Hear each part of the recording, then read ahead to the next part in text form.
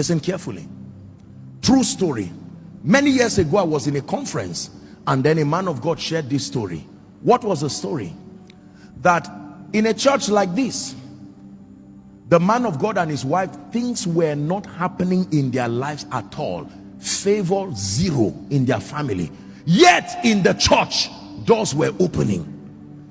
People would come and testify, "Pastor prayed for me," and because you see, the anointing upon you does not work for you until you become you humble yourself the same way a member humbles themselves. That's the only reason the anointing will work on you. The anointing that is upon your office does not respond to just because you are the carrier. No, listen, the tanker that carries fuel, it does not fuel it from the tanker. It must queue too to receive the fuel, even though it is the tanker carrying the fuel. So don't you say that I'm carrying the anointing, it will work for me. I listen to my own messages and I get down on my knees and I lift my hands when that man of God is prophesying. Let me finish my story. So one time they were, how could you be excelling in church? You will speak over people, but at home things were going down. One day it was a service like this, pastor, true story, and the man of God's wife got up and just walked out. Imagine the woman of God just getting up to walk out. People wonder and say, what happened? Even him, he was concerned. He finished service very quickly, finished counseling, and he rushed home. "Honey, what is wrong? Did I say something? Did I do something on stage?" She didn't answer a word.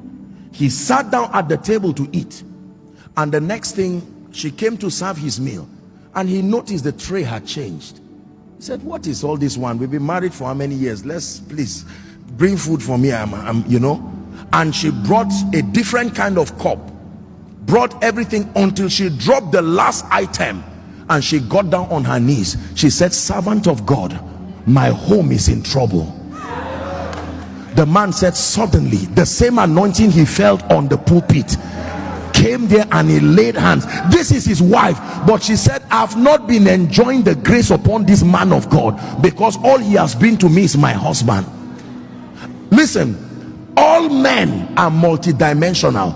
The part you relate with is the part that blesses you. If you relate with your brother alone, the man of God can be a prophet, but the only thing you will get from a brother is stories about how the family is faring. That is a brother's reward. Is someone learning now? How many people are making maximum impact across the globe, and yet some of the closest people to them only know them as friends, classmates, tribesmen, colleagues. Relationships are powerful, but beware of the dimension you are relating with. Relate with all the possible dimensions invested in that man that makes for your glory.